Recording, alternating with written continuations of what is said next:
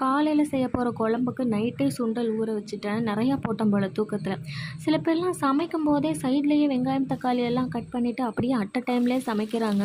ஆனால் எனக்கு என்னமோ எல்லாத்தையும் கடுகு உளுந்துலேருந்து கருவேப்பிலை வரைக்கும் முதல்ல எல்லாத்தையும் ப்ரிப்பேர்டாக எடுத்து வச்சா தான் எதையுமே மறக்க மாட்டேன். இல்லைன்னா கண்டிப்பாக ஏதாட்டும் ஒன்று மறந்துடுவேன். நீங்கள் என்ன மாதிரி தானா இல்லை எப்படின்னு கமெண்ட்டில் சொல்லுங்கள்.